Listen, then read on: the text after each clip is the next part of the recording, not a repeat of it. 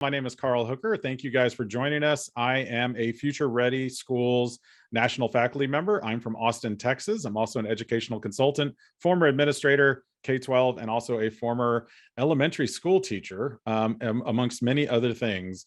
I want to give a quick shout out to AWS. Thank you guys so much for hosting this today. AWS will be seen from one of their amazing employees today. They'll be on the panel with us. But these podcasts and webinars, of course, not made possible without the support of our partners at Future Ready Schools like AWS. So thank you so much, AWS, for joining us. Also want to remind everybody to stay connected. These are all the different platforms you can follow us at Future Ready. So on Twitter, Facebook, for those of you that are tech leaders that are interested, we do have lots of Facebook groups, but one specifically for tech leaders too. I know tech leaders, sometimes we don't like to get on Facebook. That's okay. It is a great resource though. If you have a problem, an issue, something you just want to share and ask for any type of problem solving, that's a great group, a great collective mind hive, so to speak, so we can help solve each other's problems. And then, of course, Instagram and then YouTube. We do have a YouTube channel that has all of our podcasts along with other videos that go along with all the amazing things Future Ready School does. And one last thing, of course, before we get into these last couple of little bits, be sure if you want to share anything from today or any other future shows, be sure to use the hashtag Future Ready. We do use that quite a bit on Twitter and Instagram. So we encourage you to use that hashtag and follow along as well. And then one little quick shout out here, a save the date. I'll bring this up again at the end, but in just a couple of weeks, actually, we're going to be doing a kind of a little half-day virtual seminar, so to speak, about anytime, anywhere learning. And we're going to be talking about a lot of different things, including sustainability and budget.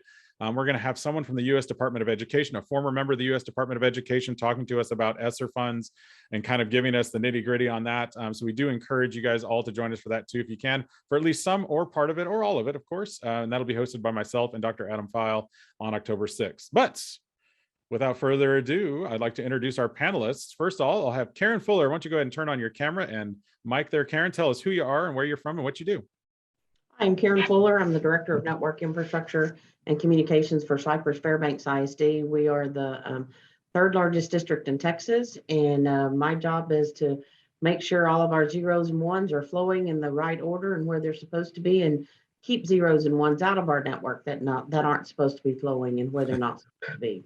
So been doing this. This is starting my 32nd year in K-12 and love it. Started out as a classroom teacher and here I am today. So you never know where your world's going to take you. That is true. That is true. Karen, if you guys didn't hear that, the third largest district in Texas, it's a suburb of Houston, but it is a massive, massive district, Cypress Fairbanks area. Thank you for joining us, Karen. Shanti Eldridge is also joining us. Shanti, why don't you go ahead and join us? Tell us who you are and where you're from. Absolutely. Hello, I'm Shantae Eldridge from Amazon Web Services. I'm an executive government advisor. And what that just means in simple terms is I work with state and local government leaders, as well as K through 12 and higher ed in some instances, and really help them figure out how they're going to modernize for their students and the constituents. And I'm located in Baltimore, Maryland. Awesome. And then last, we have Andrew Wallace, as I like to call him, Andy. Andy, thank you for joining us. Hey, Carl, how you doing? Joining you all from Portland, Maine. South Portland specifically is where I work. I'm the Director of Technology. I've been here for about 18 years. Awesome. Well, so we have a wealth of experience from different fields, and I'm going to get right into this with the first question, and then we'll pull up just all four of us on the screen here in just a second.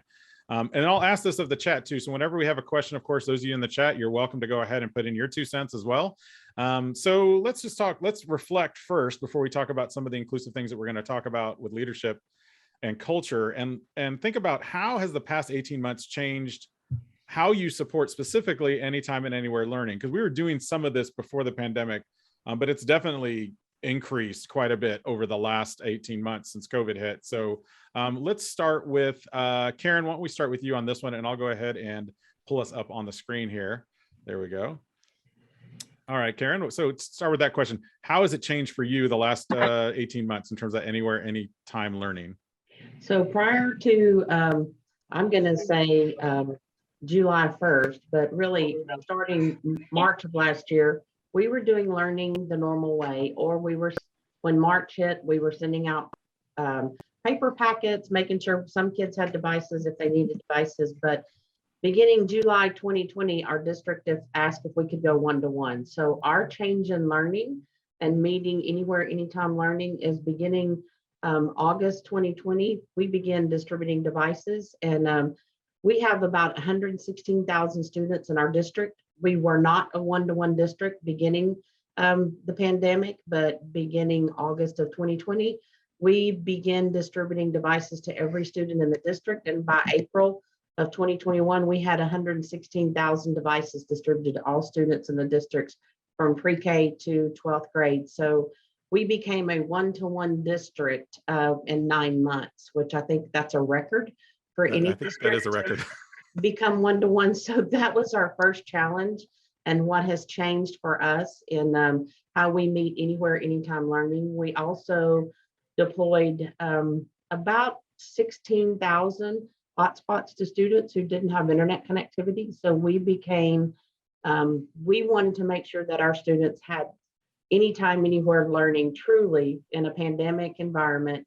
And with that, we also deployed during that time our first our LMS system. So we did one-to-one, we did an LMS, and we deployed connectivity to students that didn't have device, didn't have internet access or adequate internet access. So our, I guess, thought change and thought process really happened drastically within 9 months of what we did for meeting the learning styles, anytime, anywhere learning. But since then, our district has truly realized that that is the most important thing we can do for our students. So we've changed mindsets. Talk about moving cheeses. Oh my gosh, Yeah. Wisconsin don't have anything on us for the cheese that we move. So it's become very, very, I guess, obvious now that you cannot teach and you cannot continue to take the kids to their next level and to continue to meet their needs without technology in their hands in our district. Yeah, I feel like you needed to change a few more things. I feel like you need to change your email service too, Karen, and SIS. You might as well just do it all. I mean, that was quite the Band-Aid push there. Shanti, what about you? I mean, you have a unique point of view too, because you work with schools K-12 and higher ed, and you also have the business lens too. So what have you seen in terms of that shift with the schools you've worked with?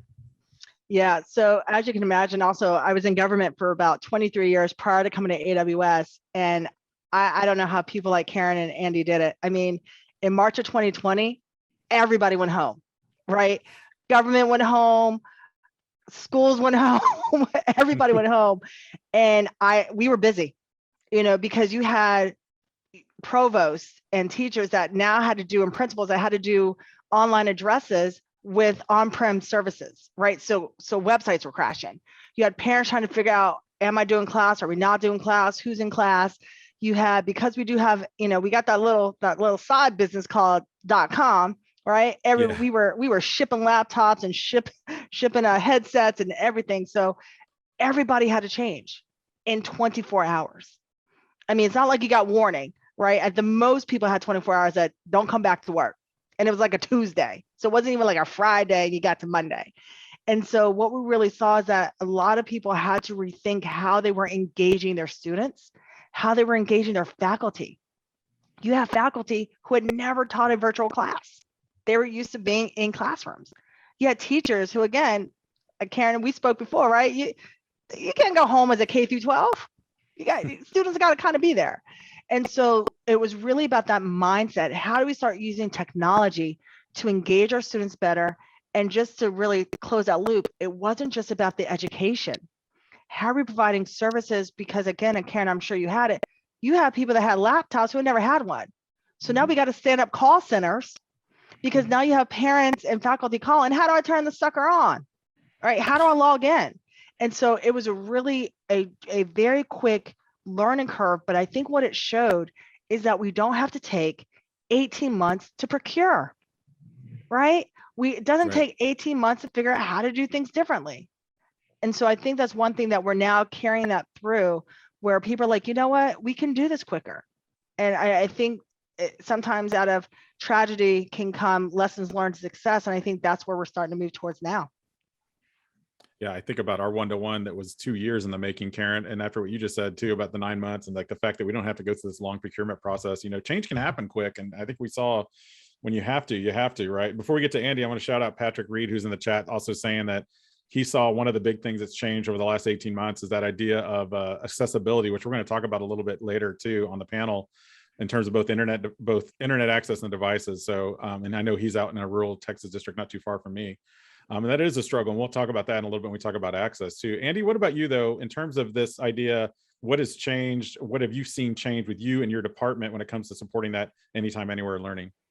Yeah, as everyone alluded to, we went from supporting 3,000 students and 700 staff to supporting all of their parents and all of them in different locations.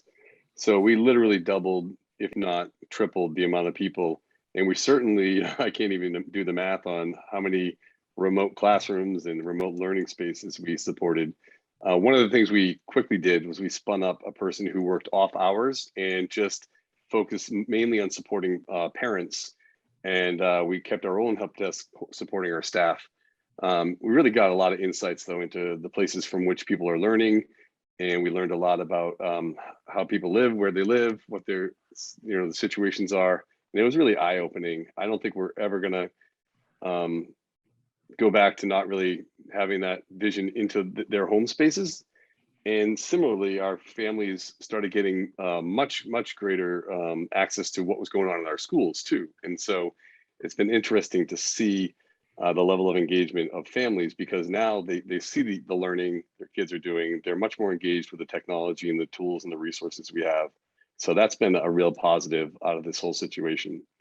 But we also realized that the way we used to, even basic things like repair computers, well, at first we certainly didn't feel like interacting with many people or touching many objects. So we set up locker systems where people could drop off their devices, and we didn't repair anything. We just swapped out devices. So it was all the more important to have good planning in similar devices as possible, so that it was seamless. When someone had something break, we gave them a new one and they dropped off the old one in an unattended locker any time of the day, which was really good too, because a lot of our community work different hours than we do.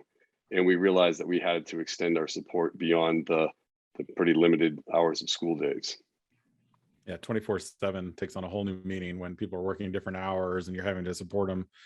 And they got to get that homework done at 8 o'clock at night. If the internet's not working or something's not working on their device, they're frustrated at you, right, as a tech department person. So, but we're going to pivot a little bit, because I think part of this conversation too is really building this inclusive leadership culture. And so I've heard this used a lot with principals. I've heard this used a lot with superintendents, but we don't usually talk about it in terms of technology leadership, because usually we think of the tech guys and the tech leaders, it's just those people that are in the back in closets kind of fixing things. It's not the people that are out front necessarily doing this, but it's something that is important to continue to grow in terms of our technology culture, our leadership in our schools. And so I'm going to push this question first. I'll send it to each of you, but also to those of you in the chat that are just watching along, we'd love for you to interact and also give us what you think is kind of like in a sentence or two, how would you define an inclusive leadership culture? And for this, we'll actually go to Shante first on this one. So Shante, you got this one first. So you get the first crack at it. We'll see if you're right. No. All of us are going to have a different view, because I have my own idea in my head too. So I'm curious to hear what your thoughts are around this question. I would go from this question from a lesson learned. So earlier in my government career, and again, I also used to work with school districts even when I was in the city of Baltimore, is we would make the decisions, right? The mayor, staff, maybe some superintendents, maybe one or two principals, and we push out that new technology, or we push out whatever policy we were doing. I realized later in my career that is probably the bad way to get a project done quickly and everybody to have buy-in. Inclusive leadership means that you don't necessarily have to be a leader by title, but you have to be connected to what you're trying to change. So if you're, for example, Karen brought up, when they were doing the laptops, in that scenario, you want to have some parents involved. You want to have some teachers involved, principals, superintendents, because at the end of the day, you may miss a step in the process that you weren't thinking about. For example, Andrew was talking about how he had to support teachers. Well, if you don't really realize that parents have no clue how to use a laptop, that's going to inform you, before we pass these out, we have to have a call center, a way for parents to get help when we push out this new technology. Without them being in the room, that's a step that's missed, which means now you got to do rework. You send all these laptops, and now you got all these people calling Mr. Jones at the front desk who has no clue what's going on. And now you got to get everything back going again. So for me, inclusive leadership means having the people at the table that have different perspectives and all your stakeholders. And I'm a project manager by profession as well. Most projects fail because they fail to include the right stakeholders. And so for that, to me, is inclusive leadership. It's not just the people at the top. That is awesome. Yeah. Okay. So she Can I knocked it out of the make a park to request, start. Carl? This is going to be tricky.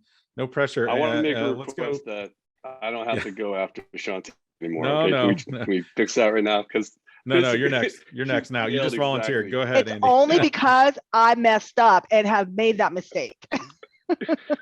Well, all right. Yeah, no, and I would just really highlight that, we need, inclusive leadership really seeks out those perspectives and viewpoints that we just miss or we don't know to look for. And it also seeks to empower people in decision making and not just include them as a consulting advising role, but to really create structures that allow for leadership to be more distributed. And I couldn't agree more with, when we're talking about people's, like I said, we learn so much about our parents. We now can really value their experiences and their backgrounds more. What do they have to contribute? What are their problems, and how are we exasperating their problems, or how can we learn from their experiences to really formulate a community approach to technology decision making? Yeah, and I think it kind of goes back to a couple of things that I just shared in the chat too. Andy and Lori both called this out about really engaging those stakeholders, parents especially. I think both of you mentioned it, and I think we'll hear from Karen on this too. But when you listen to all of them and communicate openly, that's the trick too, and ensure all stakeholders' needs are addressed. Thank you, Lori, for sharing that, and Andy as well. Karen, what about you in terms of that idea of creating this? What is exactly an inclusive leadership culture? Because it could be different for all of us. I agree with Shantae and Andy. One of the things sometimes I think as leaders, I think we bring a lot of pressure on ourselves as leaders, because we think because we have the word leader after our name, our director, our manager, that we're supposed to know all of the answers. And maybe even that's the way it is as a teacher. You think you're supposed to know all the answers, but a really good leader and a really good teacher, your objective is to listen and learn and bring your strong stakeholders in and pull those together.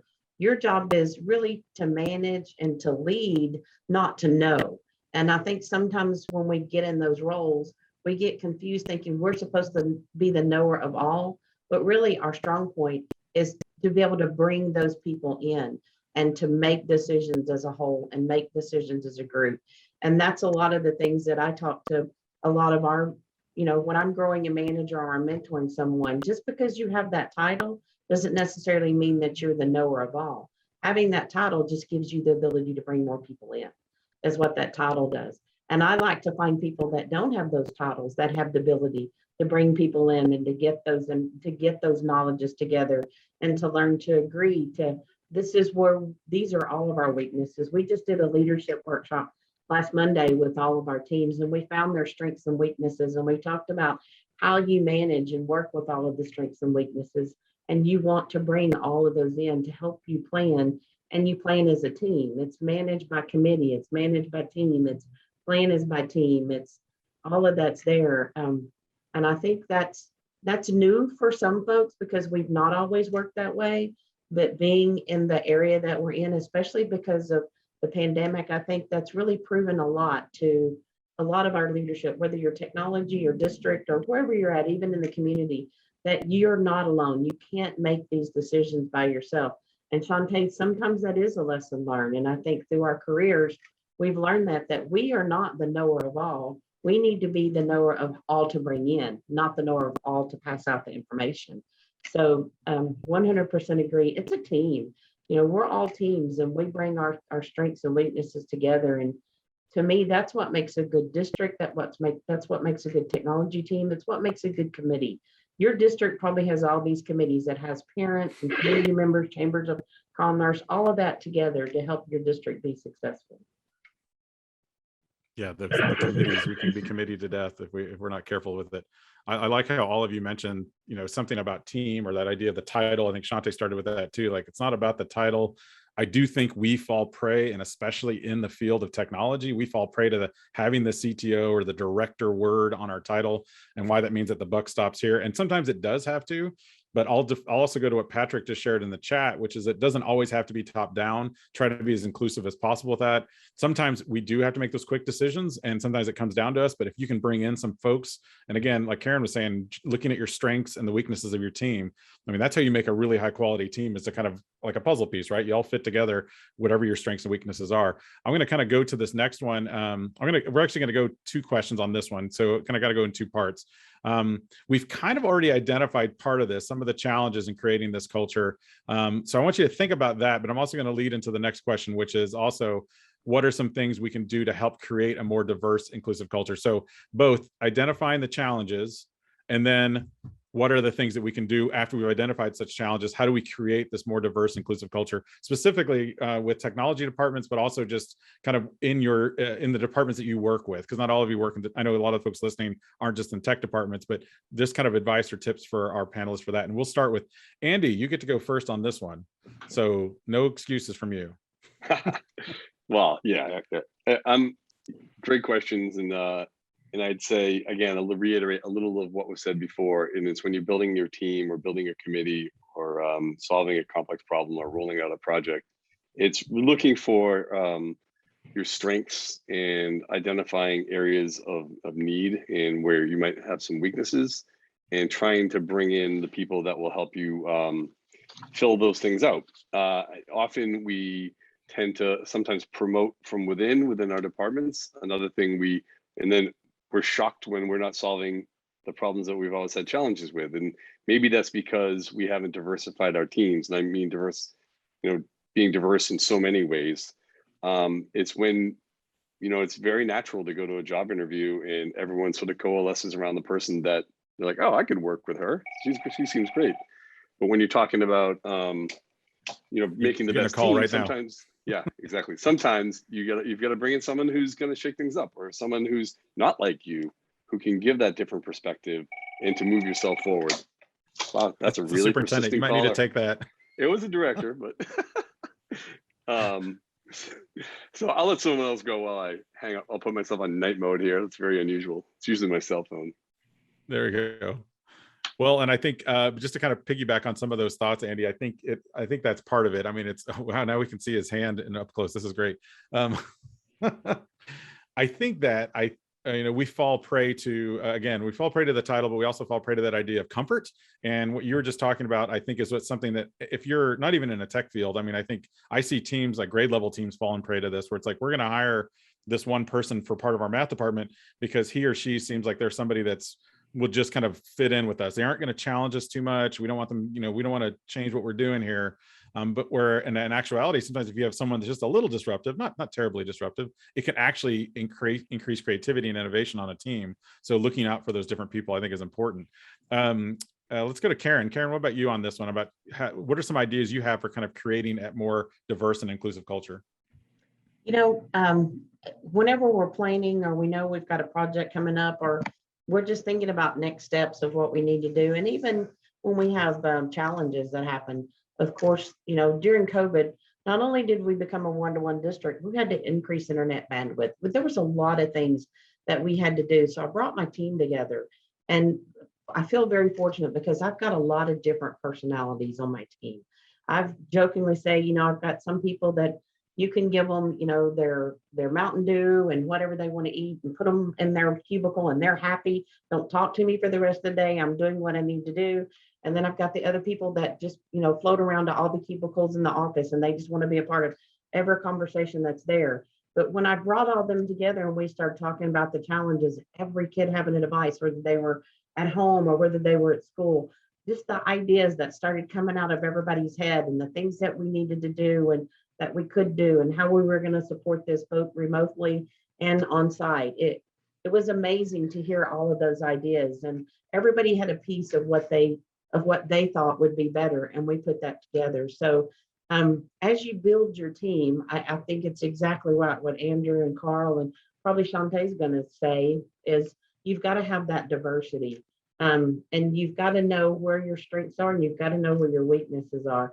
And then you bring in people from outside the department. I always, on committees, I usually try to bring at least 1 or 2 people that have no idea what we're doing. And they look at me with a deer in the headlight look when I say, come sit on this committee because we're going to plan this. And they're like, but why do you want me in this? And I'm like, because you know nothing about how it works, but you're an end user and you're going to tell me how this is going to affect you. And all of my team that are putting this together is going to understand what the end result is going to be and what you're going to hear. So that way we try to get a perspective from every area of what we're deploying, because my philosophy is we're only as strong as our weakest link. And if we can get our weakest link in there and get information from them to help strengthen us, that's going to make us stronger. So it's people are going to ask you why you're bringing me in because I don't know anything, but it's important to hear from their area as well. So it's sometimes hard to be that diverse, but it's going to be a credit for you. And the more you can involve those outsiders in, the more they start to believe in what you're doing. So building the culture is, once you start that, it then becomes a practice. They're like, oh, why don't we ask blah, blah, blah to come sit in this meeting? Because I work with them a lot on other things. And so it is a culture that you start building and that you start working with. And then your team starts doing it when they start planning on other things. So it's just like anything else we do. It's something that we practice and we implement and we practice again. So anytime we move cheeses, we always have to figure out, okay, how bad was that cheese moved? And, what do we need to do? Do we need to change brands or something like that? But building the culture is to change culture. You have to practice the change of the culture. So you can say you're going to do it, but you practice it and you model it. That's probably been my best experience. And I like that idea of breaking the echo chamber, so to speak. So not having just the same people on those committees. We used to do a parent committee with technology, and we made sure we took the biggest naysayer parents that we had in our district, and we put them on the committee. And don't get me wrong, it was disruptive. But when we all got on the same page, it was powerful because then all of us were in unified voice about how we were going to go out and make this change and why it was important to have these changes in our school district. Shante, what about you in terms of that idea? What are those ideas you had for kind of creating this culture? Yeah, as an executive advisor, I normally get 2 questions when I'm working with executives. And first is, how do I get started? And the second is, how do I change that culture? And I'm going to take culture and about being diverse and inclusive literally. I'm in a very tech field where a lot of people, unfortunately, don't look like me. I've gone to conferences, and Karen, we've talked about this as women. We go to conferences and it's just, I'm one of the only minorities and I'm one of the only women. So I get hit twice. And the only way we're going to change that is to be deliberate. We all recognize, we've all heard the stories about, diverse boards make, those companies make more money and there's more ideas. We all know it. But unless we're actually being deliberate about what we're doing, it's never going to change. If you're interviewing, and again, and I'm not talking about just race, I'm talking about women, I'm talking about education, I'm talking about years of experience, right? There are bias in all of us, right? And so if anybody says they're not biased, we all have it. It's about how you address your bias, though, especially when you're a hiring manager and a leader. If you're doing interviews and everybody in the interview panel looks the same, that's a problem. You need to change that. If everybody you're interviewing has the exact same education background or the exact same technical skills, you may want to look at that, because that is going to affect who you have. Because again, like-minded, yes, it's natural, right? We like and being around people. That's why our friends are friends, right? Because they may look like us, they may believe like we do, they like the same activities. But in order for technology to be as impactful as it can be, you need to involve everyone. And you can't have that if everybody physically or mentally looks or thinks the same. And so you have to be deliberate. So can I jump in on that, to, Shante? Absolutely. And of course, when Carl was like, hey, do you want to be on this webinar? And I was like, oh, because you don't have enough white men in the tech field to talk about a topic like this? No, but you're representing the majority of the field. How do we change that? Well, and I have to say, it's like what Shante was saying, is it has to be deliberate, and it also can't necessarily be from my perspective, or my experience. So, like as she mentioned, our biases are real and often undetected. And so, when, for instance, we went out and hired a new superintendent, everybody on the committee met with someone who helped us identify and try to limit bias in the interview in the screening process, right? That was a very deliberate step that we took. Wasn't, we don't all just say, hey, let's not be biased today. It was some real skills and some real, education around that topic. And so that deliberateness is absolutely essential. It's not going to fix itself. And we need to look to experts who have methods to assist us in creating a place that at least invites more people who don't look like us to join our organization at leadership roles or any roles for that matter. I think that's the biggest challenge. I think that point that Shanti just hit on right there, and I think that's going to be the one. And I see you're getting a lot of applause, by the way, from the chat there too, Shanti. I think this is the hardest thing to overcome, and I think you're dealing with your HR department now. You're talking to, the people that you're putting on those committees. You have some say over some of this, but you definitely need to be. I think HR needs to be involved in the conversation we're talking about now too. And as we pivot to kind of this next question, which has a lot to do with HR, and let's say we've gotten to a point where we've developed and built this inclusive culture that has a diversity of thought, of opinion, of makeup. Now here's the other challenge.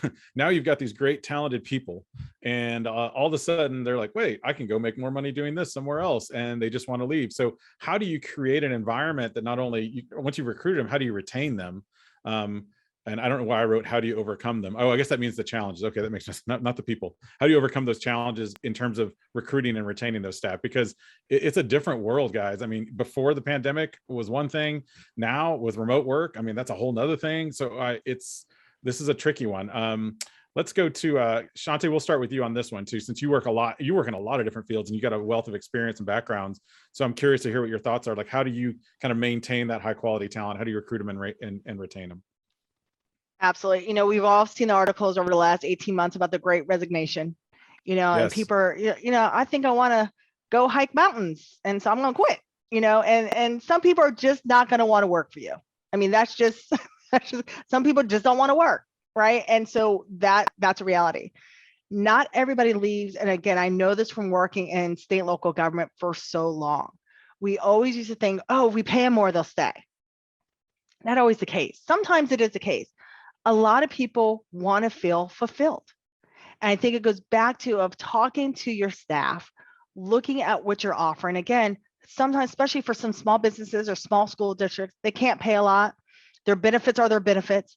But what are those things that they can do that is going to make their lives easier? I keep going back, Karen, we were having a great conversation the other day about, maybe if you have a teacher who it takes 45 minutes to load the labs that they need in class, that's not a good work environment. So as an IT leader or a superintendent or a principal, how can you actually make, using technology or other resources, make that teacher's life just easier so they can just teach, which is why they got into teaching. And so I don't always agree with, oh, it's always about more money. For some, yes, I agree. Some people are drastically overpaid. And yes, we do need to get them to a place where they are being able to feed their families and have the amenities that some of us have taken for granted. But again, making their work life better and also creating a space for them to be innovative, especially with this younger generation. Again, I'm close to age. There's a 5 and there's a 0 in there. I'm going to let you figure out the order. But for a lot of the younger people that are coming in, they want to be innovative. They want to play with those new technologies, right? They want to use AI and ML. But if you have a system that doesn't really allow them to explore and try those new things, you're going to lose them. And you may just lose them to another school district. Let's be clear. They may not be leaving to go to the private sector. They may be, oh, I want to go work at that university or that K through 12. That happens. So again, looking at what you can do. And the one thing that I'll leave with this, also don't try to keep up with the Joneses. Do what you have available for the time you have, the money you have, and the infrastructure you have. Because if you try to create, and this goes back to the culture question, if you try to create a culture or an environment for technology that is not in your means, is going to fail miserably, and you're going to lose more people because now you're just chaos. So again, what can you do incrementally? What can you do in the immediate? And then what can you build for the future? But again, I think it goes back to making people feel like they are part of a team, because that at our core fundamental, that's what we really want to do. identifying those passions and then giving them the space to explore those passions and how it's going to help your team, your organization, your school. I think that's so important. I think it's something, especially in the tech field, where it feels like 99% of the time we're putting out fires, we aren't allowing for 10 or 20% of their time to be spent on that. I think that's an important thing to remember there. Karen, how about you? How are you helping, kind of your thoughts on this idea? The Great Resignation, I love that phrase. I mean, that's true. There is opportunity out there now in different fields that they didn't have before. So how do we keep them here in the school district, especially those high quality folks? Oh, and you're on mute. Got to do that at least once. There we go. Yeah, exactly. You got to practice that. So one of the things I think that we're challenged with is the resignation. You know, everybody thinks the grass is green on the other side for some reason. I don't know why. But the most important things that I found out is you've got to develop relationships with your staff. You've got to develop the relationships of caring and knowing what they're doing and knowing what their current challenges are and knowing where they're struggling. This year, I probably, since the pandemic, I've done more social emotional work with my staff, I think, than I've ever done. I mean, I'm really a nuts and bolts person, but I'm also personable. You know, for those of you that know me personally, know that I can sit and talk with anyone, but a lot of my staff can't. So I've now become a social emotional person and helping them work through things through their families and all of the pandemic emergencies. So this year has really been challenging. And what we're trying to do is we want to offer training, whatever training you need. Let's make sure that you get training, that you get support, not only just in what you're doing with your job, but also help you get support on maybe some social emotional support that you have. We talked to them about the benefits of working K-12 and what we offer. Now, we don't get summers off. We work, sometimes it feels like we work 365 days a year, but the times that they can take off, we allow them to work with that. I think our challenge now in K-12, or at least it is here in Texas or in our area, is we don't have this work from home. We have a policy that says we can't work from home, but we try to work with them on what we need to do so that they have the ability to take care of business. That's some of the things that the business world is offering that we can't offer, but we can offer retirement, we can offer flexibility, we can offer the training that they may not get in industry. We can offer, being a part of planning, being a part of, and in some ways on some cutting edge technologies that they may not get to implement if they go to another area or another school district or another business. And I think it's going to get even more challenging because sometimes when it does look greener, they're going to go over there and realize, wow, that's not it wasn't what I thought it was going to be, working from home. And we really have to talk about, are you a true work from home person? Because you have to have a certain personality to be able to work from home. It all sounds good and grand, but you've got to have discipline. So I think just trying to retain our employees and keep them here. There's the meme that goes around on LinkedIn that says, people leaving the organization, not necessarily as a reflection of the organization, but it's a reflection of leader. So how do we as leaders become those leaders to want our employees to stay, regardless of what the outside world may be offering? But what are we doing internally to make our staff, or to have our staff have that comfort level of, man, no matter what happens, my peers and my boss or my leaders are going to stand behind me and support me, where I may not get that somewhere else if I go to another organization. Yeah, it may be a few dollars more, but what's really worth it? And kind of have them think at that level before they leave.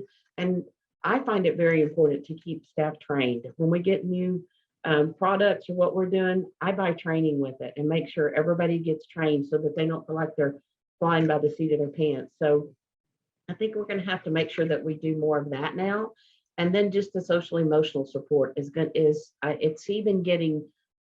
getting to where it's more important than just worrying about nuts and bolts and whether the system is up and running or whether your internet is fast enough. It's what can we do to help support you personally? I think that's going to be some of the things that's going to help us keep retaining the quality of staff that we have. The grass is green where you water it, right? Yeah, that's like putting that energy into it. That's a big part of it. I love also that Patrick mentions, a lot of you guys have said this too, and Andy as well, finding that passion and the purpose, but also having shared ownership, I think, is a big part of it. I think both of you mentioned that too.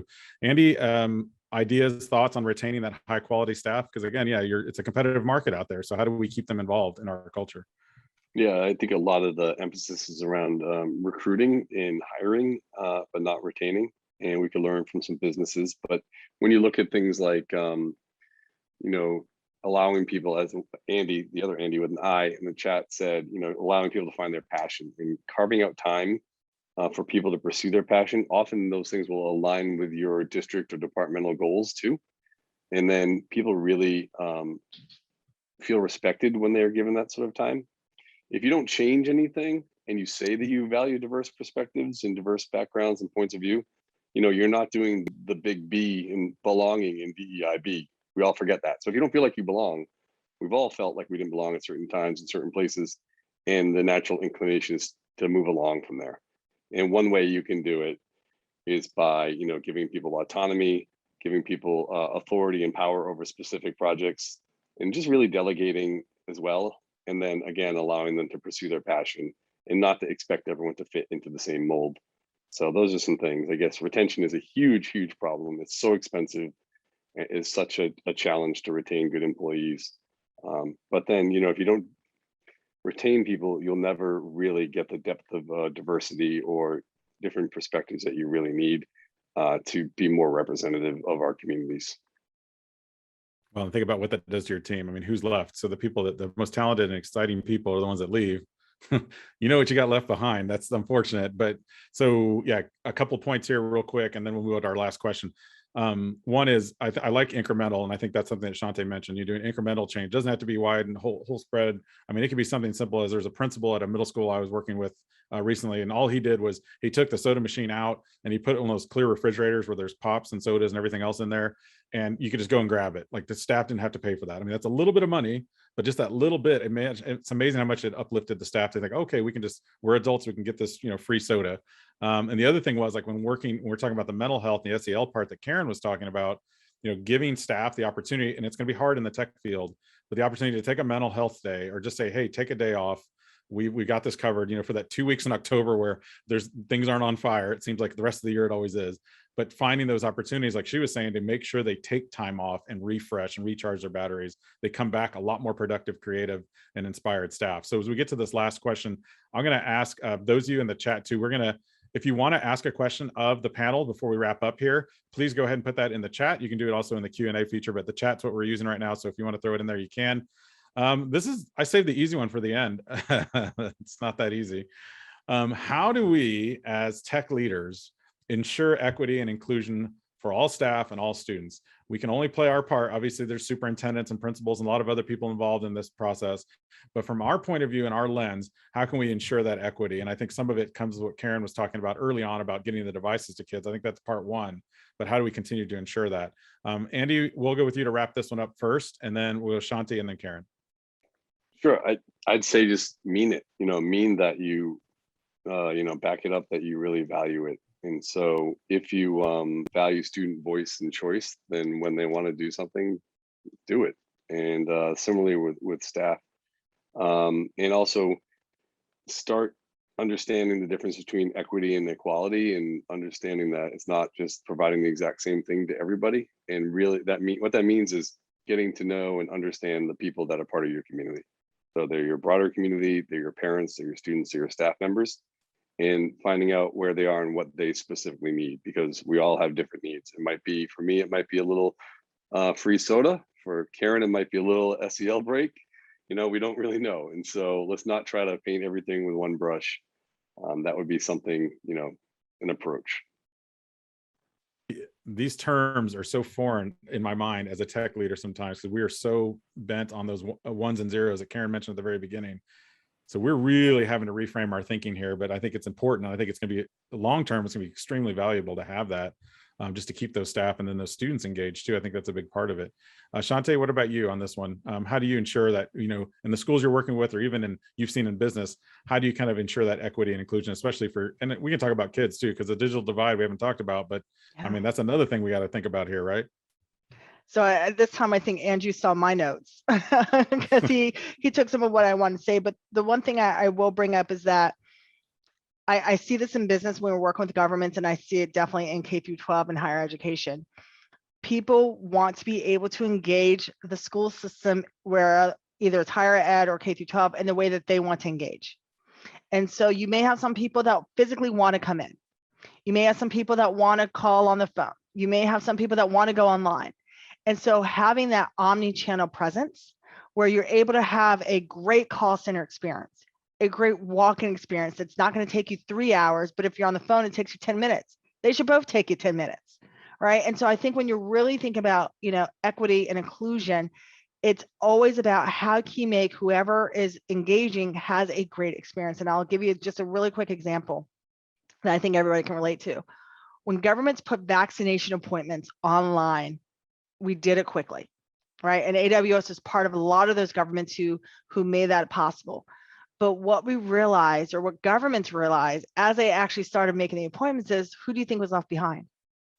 Senior citizens and those that were not tech savvy, right? Now, again, we made strides, government, right? Made strides. They put things online, which was light years ahead, but they left behind a population that needed that information, that needed those services, that couldn't access it. And so now we got to do rework. It's the same thing, I think, in education and using technology. And so making sure that everybody has a great experience and feels part of the process. And again, if you don't have the technology, that's a whole separate conversation that is going to take us a whole nother hour, right? And you're right, we haven't even touched digital divide, which for me is beyond broadband, right? That's just step one, but education and training, things of that nature. But I think it starts with when you're, and this one, what I would like to leave everybody with, when you're starting to develop new technology and new programs, making sure, and this goes back to what Karen said, bring in everybody, bring in someone who doesn't have a computer, bring in someone who doesn't know technology, and making sure that everybody is going to have a great experience, because that is how people feel inclusive and you don't leave people behind. And I also bring up language barriers. It's something we don't think about, right? We just had a large influx in this country from, people coming from Afghanistan. Well, if you don't have that language on your website, you just left a whole population that will need services that can't get it. So again, when you're talking about looking at inclusive and equity, it runs the gamut. It's not just about, do they have access to broadband? Do they have a computer? That is, if you're only looking at that, you're probably missing a lot of opportunities that you have. That's just the tip of the iceberg, right? Yeah, there's so Exactly. many things when you dig deeper. The language thing, that's another thing that we don't think about sometimes. You're right. I think we kind of just assume, well, English, it's going to be English, maybe some Spanish, but if you mix in anything else, yeah, you're leaving out whole segments of population with that. Karen, what about you on this last question? How do you ensure that equity and inclusion with your staff and students? So we have 116, little over 116,000 students. We've got about 19,000 staff members. And by the time you put Sci-Fair together, we're huge. We're a huge area. I mean, we're outside of Houston ISD, Houston, Texas. Harris County is the county that we're in. We've probably got over 70 languages that just are spoken in our community alone, probably over that, but I'm just kind of guessing.